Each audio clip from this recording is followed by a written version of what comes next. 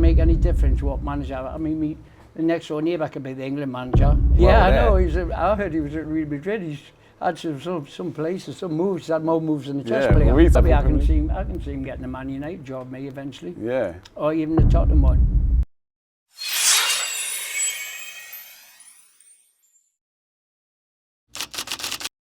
All right, what's up, guys? We've managed to secure another exclusive interview with the legendary Paul Gascoigne, Gazza. Well, we're next to Twickenham randomly. Yeah. I'm not sure why. Obviously, you're a football icon, but you were saying just before we started rolling that you did play a bit of rugby. Yeah, it was a charity game, and I was like scrum half. It just started. It was only 5 minutes in the game. It was on a Sunday, and I just played for Middlesbrough on a Saturday. And I tried to dummy this guy. He hit me. God Almighty! He broke 3 ribs. Oh. So I went to training on the Monday.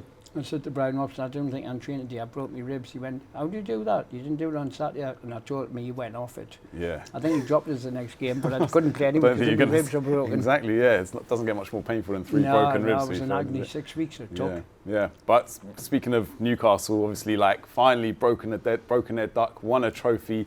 How did you watch the cup final and how much did it mean to you? I was pleased for him because it was 70 years. But 70 years, yeah. It was funny when the commentator says, well, Shearer won nothing, Keegan won nothing, Chris Waddle won nothing, Peter Bees won nothing, Gascoigne won nothing. Well, I was 18, I was with a team that was crap and I did well to keep them up, so exactly, yeah. But yeah, it was a great one. I'm pleased for Eddie Mitchell because, you know, Newcastle, like every weekend is when they play at home, it's like a cup final anyway. So, but that guy, Inca, he's a great player, but he just plays as if he doesn't care. When he scored that goal, it was like nothing to him. What a great player. Yeah. So we've got a good squad, Eddie. He's doing well, you know, and considering he's not had much money to spend, not like the big teams. So good on Eddie, you know, and good on the team, and the fans must have been loving it. Incredible. You weren't there though, but where did you watch it? I just watched it sitting in the house because I just come from hospital because I was getting all the tests done and that. Right, okay. And everything went well, and then I just went home and just watched it on TV, you know, just rest, and all I had to do was just rest. Fair. So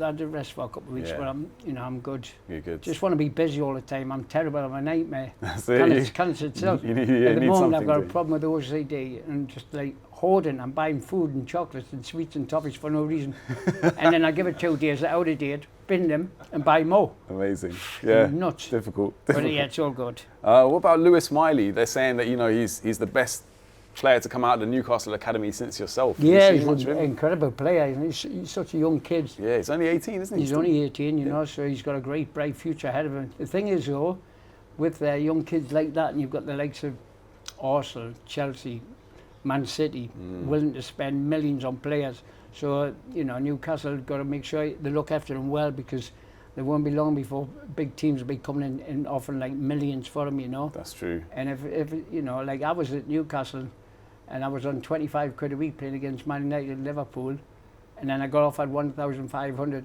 at Tottenham for the first year. I thought, that's good. And Jack Charlton, when you're not going anywhere, then he left the club, so I shut off quickly. Yeah. But so, you know, like sometimes, you know, it all depends, you know, whether he's happy, but Newcastle, you know, they're going places. Yeah. So, you know, they need to get him on a long-term contract, won't they? Tie him down, give him a good deal. Yeah, but you know, it doesn't even make any difference long-term contracts because if a player wants to leave and someone comes in with 100 million, Newcastle want the money, you know, and he wants to go then. But that's a good point. You know, they've had a great win at the FA Cup, you know, and just got, if they can get in the Champions League or the Europa, good on them, you know. That's it, yeah, for sure. And Dan Burn as well, what week for him, called up for the England squad, scored a goal in the cup final. Yeah, and the Geordie boy, he's kind of done the rounds, but he's ended up back at Newcastle. Yeah, that's right. He's done well, you know, getting called up for England because I remember when I was like, Terry Venables pulled us in the office, he says, "We've got bad news for you. You made the under-21 squad." I went, "That's a joke, Dad. I'm playing brilliantly," but he made the full squad. And honestly, I remember just me and Tony Cotty with 5 minutes to go against Denmark. I says, "God, we're playing for England now. We're about to go on. We're so excited." I did the same with Dave Seaman. Then the second game, it was 20 minutes to go. And I went on and scored against Albania, so the feeling was fantastic. But to put that shirt on is one incredible feeling. I was fortunate that Bobby Robson and Terry Venables, you know. Yeah, that's it. Your first goal for England was against Albania, wasn't it? And England playing Albania tonight. Are they? Yeah. A couple of hours. What was that moment like, scoring your first goal for England? It was fantastic because when you score, I didn't know where to turn because you think in the dressing room before, if I score, I'm going to do this celebration, do that one. I mean, I did the dentist chair. That was just that's the iconic one. That was already done, but yeah, I didn't know which way to run, so I ran to the other corner, which I wish I'd have turned and ran back to the manager for like playing as, you know. But yeah, it was fantastic to score your first goal for England, you know. No better feeling. Yeah, for sure. And then afterwards you go back to your club on a Monday and all the players are like patting you on the back and saying well done, you know. Yeah, definitely. And now with England appointing Thomas Tuchel, a German, as the manager, what do you think about that? Do you think if England do win the World Cup next year, it'll be kind of tainted? We've had so many foreign managers, you know. Yeah, but it's the third one now, isn't it? What English manager can we have? We've just had one, Carsley. He didn't want the job. Yeah. And you know, Eddie Mitchell could have had it, but he's all right where he is. But yeah, we have to see but it doesn't make any difference what manager. I mean, the next door neighbour could be the England manager. It's the players, the players have got to perform, and they've got. When I got picked with Bobby Robson, I wanted to play for him, and you know, and giving us the chance to play for my country. So, you know, whoever plays for him, then obviously they've got to give him a chance and play for him and do the best for him, because it's not easy being an England manager. No. Because once your time's up, and the fans will let you know it, you know. So That's good it. luck to them, to be fair. Yeah, because by the time the next World Cup comes around, it'll be 60 years since England won in 1966. That's a long time, that's a lifetime. Yeah, we keep saying that every 4 years. Yeah, now it's 60. It was 30 in 96, now it's 60. Yeah, exactly. It's a long time, it's a long time. It'd be nice to win it at some point. I mean, that one where I nearly missed it by a notch. I remember, yeah. Almighty. Yeah. But, so it doesn't matter to you that the manager's German. You just someone that just well, Germany, I don't know. I mean, I got beat on penalties them twice. Yeah. That was funny, that penalty thing, because I said to Gareth Southgate, I went, what happened to you? I says, I scored my penalty, end up in rehab. You missed yours, you get England manager's job and 30 grand pizza advert. Gaza, don't tell anyone, but the whole country know. I'm going to know tonight when I see it. But they have a German manager, but, you know, give him a chance. It would be nice to have an England manager, but it's not the manager who counts, it's the players, you know. Yeah. Who's your favourite roommate throughout the course of your England career or your club career? Well, Tottenham was Paul Stewart. We were nuts together. Paul Stewart, But then, you know, England was Chris Waddle. We had so much fun, especially in the World Cup. Me and him used to wake up early, because at night time we were given a bar of chocolate. So I used to wait till 12 o'clock. I'd say, Chris, hold on. And all the players were given bars of chocolate. It was 12 o'clock and he would sleep. And I used to sneak in the rooms and pinch them until I got caught off Terry Butler and Chris Woods. Chris Woods bashing his back there, that flew across the corridor. But yeah, me and Chris had a laugh. 6 o'clock we used to like just banging the music and then, shut up, Gazza, get that fucking radio off. But yeah, I loved it. You know, but me and Chris had such a laugh. Yeah, the Geordie connection. Geordie boys on the loose. Yeah, winding up all the Southerners probably. Speaking of Spurs, what do you think's gone wrong with them? I mean, are you surprised that Ange is still in the job? How's he not been sacked by now? I know, he's hanging in there, didn't he? He is hanging in there. But who can take the places? They've had quite a few managers and they're not buying anybody. You know, they didn't really replace what's his name? Centre forward. Harry Kane. Yeah, they didn't replace him. But I don't know, they just seem to have everything on a plate, you know. The training ground is just phenomenal. I've never seen £1 billion and that. They've got it all on a plate for them. So, you know, it's a shame. The fans are fantastic. And I think they've just got to start buying. The fans are getting a bit restless, aren't they? They're having to go at Daniel Levy, they're protesting. Do you think it's time? Well, it's not Levy who owns it. The owner lives in Barbados. Enoch. Apparently, yeah. So, yeah, but, you know, you just think get the season over and then, but like I said, you know, you've got to, if you want to be the best, you've got to buy the best. And that's it, yeah. You know, like I said, they all seem to be relying on song, which is tough for them, you know. Kind of like shopping a bit below the level they need to be at. They're like in Aldi and Lidl, not Marks and Spencers and Waitrose. That's it, isn't exactly. it? But in terms of, they're in the Europa League, they could still win that potentially. Yeah, it'd be nice for them to win that for the fans as well, you know. Yeah. They deserve it. You know, they've only won it, like you said, cup finals ending in one, I think it was 61 or 71, and then it was 81, 91. 91, we've got the photo over there, you scoring the free kick, haven't we? That wasn't bad. That was easy. Bad. It was Dave Seaman, the goal. Many had scored past there. So. But yeah, you know, it'd be nice for them to do well as well, you know, especially with the teams that I played for. That's it. We've got Man United are in the Europa League as well. We could have an all-English final. Yeah, Spurs, Man United would be decent. Who do you want to be on? Yeah, well, I try not to watch football because even at my age now I still miss it, you know. And if I see a player not trying hard enough and the money they're on, it winds me up. And I'll have to turn the TV over for a bit. Yeah. But yeah, it'd be good to have an all-English final. Would be good. Yeah, for the fans as well. We spoke about Marcus Rashford before, and you said that maybe he needs a fresh start somewhere. He's gone on loan to Aston Villa now. He's playing well there. Yeah, I know. I heard he was at Real Madrid. He's had some places, some moves. He's had more moves than the chess player. Well, you said you should go to Italy and play for maybe out there, but he stayed in England. He stayed in England. Because their attitude is like football, and he seems like that. Just like I said, he's play with a smile on your face, but he seems to be all right at Aston Villa. Yeah. And Aston Villa's a magnificent club, and it's maybe he's just got to be happy playing. That's it, yeah. Change of scenery. Football's his life, and change of scenery, like I said, and different fans. But he seems to be doing all right. Yeah, same with Jack Grealish. I like him as a player. Do you think Jack Grealish needs a change of scenery because he's not really getting in the team? Yeah, he's quality. I like Jack. He's one of my best England players, along with Foden. Jack, he's a good lad. In terms of the England team at the moment, though, do you think we're missing a bit of kind of spark and a bit of kind of creativity? Just seem to pass it too much. I don't like it because the goalkeeper seems to have more touches than fucking anybody else. Yeah. They just keep playing back and forward and sideways. Crab football, don't like it. Yeah. We never look forward. Sometimes you get like Harry Kane, sometimes you see him in the ball at centre half doing cross-field passes. You shouldn't be there. Yeah. Like Terry Venables always said to Lineker, you're not allowed to go past that half-field line. That's it. He didn't have to tell Lineker. He just stayed in the penalty box anyway, didn't he? Goal hanging. So, just got to attack more, and have more confidence. I mean, Foden goes for it, Grealish goes for it. I'll just give Rashford a few more games as well, Yeah. Have you been watching the Rangers Celtic Old Firm? I watched it a bit of it, yeah. What a match that was. I watched it when it was 1-0, and then I went for a make a sandwich to come back, and I didn't realise it was 2-0. Next thing I went, cleaned the plate, and it was 2-2.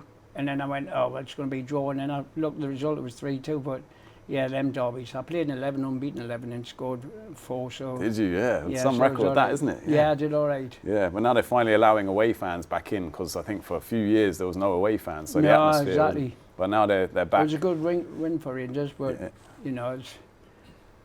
They're good for the managers, both of them. It's good to see. What's his name? Who's that? The manager of Rangers, Ferguson, Barry. Barry Ferguson, yeah. Yeah, I remember him asking us for a end of a cigarette once, Barry. Yeah, is it? Great guy. Because he's only temporary manager, I think, at the moment. Yeah, do you think he should get the job? Yeah, I think he should get it because he's Rangers through and through. He is, bleeds blue, doesn't he? He's got the potential to be a good manager, great manager for Rangers, but he said there's always two teams in Rangers in Scotland. So but good luck to him, because I like him. He's a good guy. Did you see the Rangers fans squirting water in the Celtic fans' eyes? He ran past that after they scored the last minute winner. He sprayed them all in the face. Yeah. Yeah, good banter. But do you think Scottish football in general is becoming a bit too predictable, or do you think? Well, it's always been the same since I went up there and played them, just the two top teams, But it is hard, They think it's easy, but when you're playing for Rangers, they expect you to win every fucking game, and it's not just by 1 goal; it's by 3 or 4. I've been there, tried it, and it can be tough, Yeah, the levels of the expectations are always so high. I mean, once we won the league only because we beat Celtic once, and that was it, Yeah, we beat everyone else, but just drew with Celtic. But it's hard because they all want to, if I'm playing for Kilmarnock and I want to play for Rangers, when I play against Rangers, I'm going to fucking give them your best. Yeah. So you have that when you're when you play in the midfield, you've got a lot of people wanting to fucking challenge you. That's Unfortunately for me, I just batted all them blindfolded. Yeah, you had that skill. But you spoke before, I think you said that Vinnie Jones was the hardest player you ever kind of came across. Well, I was, what's his name, Millwall player? Oh, Kevin Muscat. No, Millwall, he was, oh God. Back in this. He'll come into this. He kicked us in the warm-up.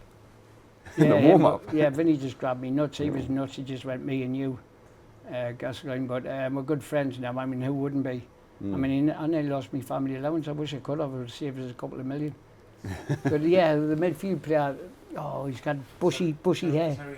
Terry Hurlock. Terry Hurlock, that's it. Yeah, we're just warming up, and he come up and just stood us in the thigh, and he went, that's before kick-off, don't take the piss out of me. I went, okay, I would, which I didn't, to be fair. Yeah. I broke my finger, and that was Paul Walsh. Yeah, he was tough. No messing about with him. No. I remember last time we spoke, I asked you who you'd have in a fight if you could have a celebrity boxing match. Do you remember who you said? Yeah, it was Gino De Campo, wasn't it? Campo. Yeah, he drives me nuts. And that was before all the allegations came out. Yeah, and so then the other one that does Family Fortunes. Yeah, that's him, isn't it? I just can't. He loves the sound of his voice, but that's all right. Anyone else? Anyone else you'd want to have a scrap with? No, not really. No. Fair, all peace and love. Yeah, the bank manager.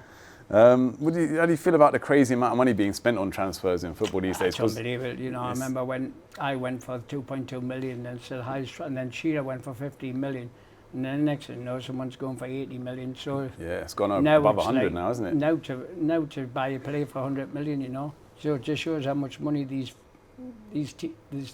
football teams have. Yeah. You know, it's like I heard Alex Ferguson told us on just selling shirts alone in the world, Man United make about 680 million a year just selling shirts. Yeah, that's crazy. Wow. Crazy. What was the most ridiculous thing you bought with your wages? Can you remember any big purchases that were kind of maybe ill-advised? Yeah, fucking house and a divorce. Fucking hell. Yeah, ridiculous. I bought a few bad things. Once I was on 19 years ago, was cocaine. I tried it. Obviously, I got sex with my dad, sex and this. But I remember going home and I'm thinking, fucking hell, what have I done yesterday? My dad's going to go off it.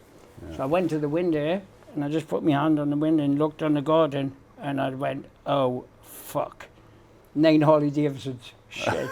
No way. So I rang him up. I said, take them back. You knew I was on the gear. No way. Half the price. I just give them away to the friends. I didn't even pass my test. Wow. Yeah, 9 Harley Davidsons. Fucking joke. That's some shopping spree. Yeah, it was. Gazza. I've got a question here. If you were going to be stranded on a desert island with one former teammate, and it can't be Chris Waddle, who would it be? John Moncur's nuts, Tottenham. I've heard some stories about Johnny Moncur. We used to have a laugh together. I mean, yeah. I remember went to the zoo once, and I bought these new boots.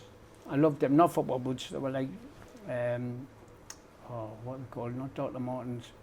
Not cowboy boots. No, they were like Chelsea boots type things. No, they were just like boots. I can't remember the name of them. They're brand new, and it was red hot. And so me and them were just sitting on the grass and that, we're having a pint. And I took my boots off, and I paid them a few £100 for them. And then we're just talking that, and then I said, I'm just going to have a look at this monkey. As I come back, I said, where's my fucking boot? And I looked, and I just looked in the cage, there was a fucking tiger with a fucking boot in its mouth, rattling it about. I went, you bastard.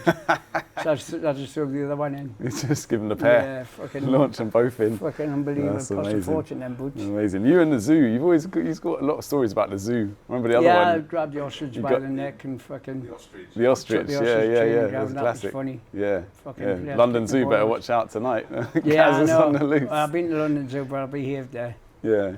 Yeah, I don't know. The other one was Scotland, where Newcastle went tournament, went to the zoo, and this fucking gorilla was huge. Yeah. So I got some mustard and put on a biscuit, threw it on. It ate it. It went fucking nuts, banged its chest, and all the other little chimps, I was just fucking launching them all over the place. Royal Rumble. I did a rummer. Yeah, probably for the best. Do you think there's too much football on TV in general nowadays? It's on every day, oversaturated, isn't it? Yeah, it's too much. Yeah. But back in the day, it was only on literally. Yeah, you look forward to watching a match a day. Now we don't really have to watch a match a day because it's on Sunday morning anyway. That's it. And you've got a game on every night now, and especially with Sky. I always think Sky's ruined football, but you've got these other channels now. It's so much football. You just buy one of them channels, you can watch just about every game in the world. 24/7. That's true, and you can just go on YouTube after the game, watch the highlights. Which is not good for the fans, but at least it's still, they turn up at games and all that. I don't know if it's the same in other countries. Like when you were in Italy, was there every game on, or was it just less over there? Just the highlights really, but just after the game, that was it. You didn't see it. It was more like newspapers. In Italy, they had 6 newspapers. Just all they talked about was just football. Really? Nothing else. Mm-hmm. Cool. I suppose they are a bit obsessive, aren't they? The Italians, they do love it. They love it. Well, but do you think, like now that Southgate's kind of finished as England manager, he hasn't got another job though. We thought he would come in and manage Man United or manage someone. He will do eventually. I think he's just taking time out. I think he's just having a rest. Yeah. What kind of team do you think he would come back and manage? Like mid Probably level? I can see him getting a Man United job, maybe eventually. Yeah. Or even the Tottenham one. Yeah, that could be a shout. Yeah. If Ange goes. Or Chelsea. So his options will be there, but deals I did, my deal before I moved to Tottenham was done a year before I even went there. Really? So Yeah. I knew a year before I was joining Tottenham. Okay. Yeah, so he knew already Yeah. what's up for him, you know. Was it the same with the Lazio deal? Because obviously you played in the cup final, didn't you? I did done the your Lazio legging. deal when I went to visit Chris Waddle in Marseille. Yeah. So I knew I was going to Lazio like 6 months before.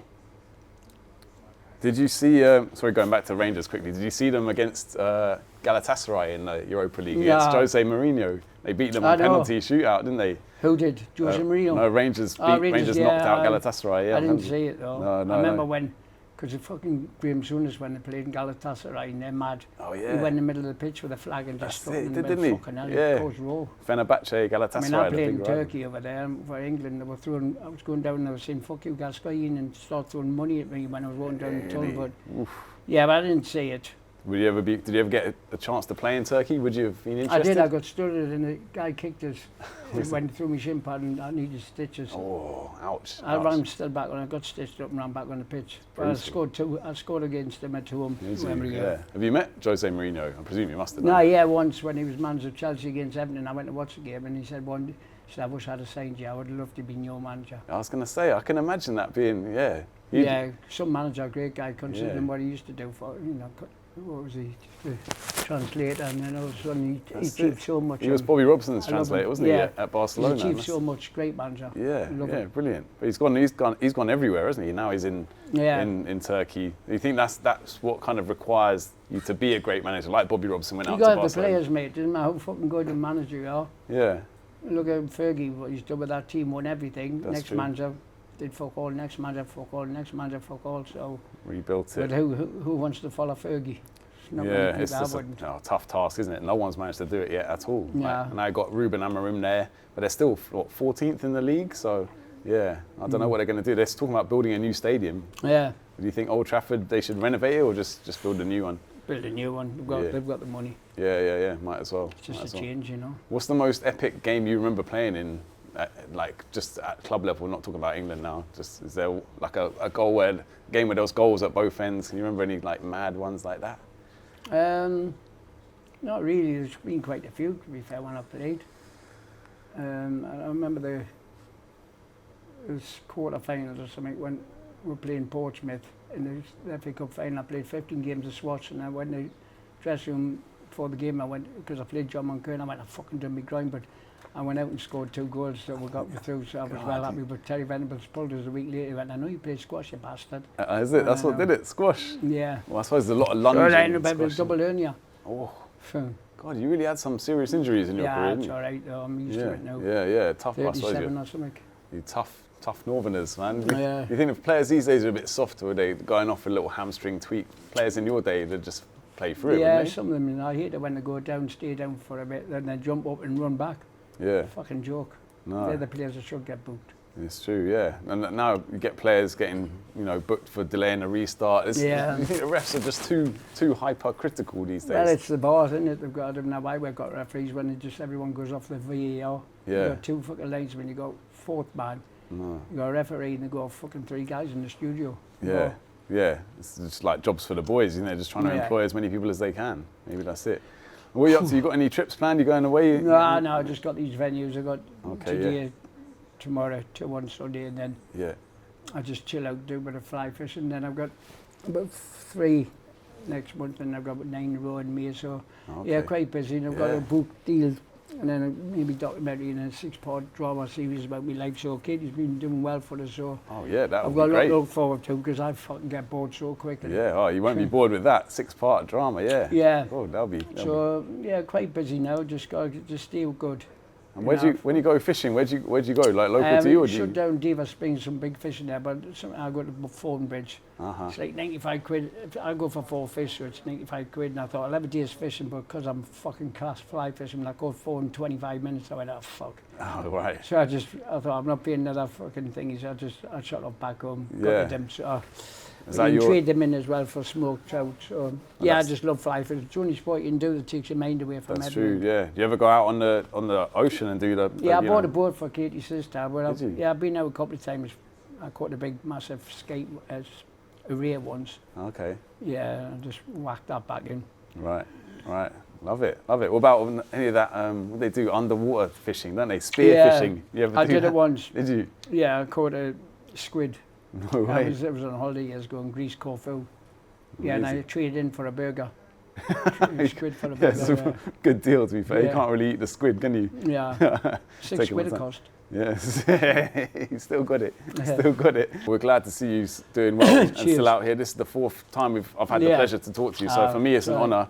And I wouldn't mind some of your fucking hair, that's for sure. yeah, it's still looking all right. This is real, but yeah. Cheers, mate. Gazza, thank you very much. It's been a Pleasure. pleasure.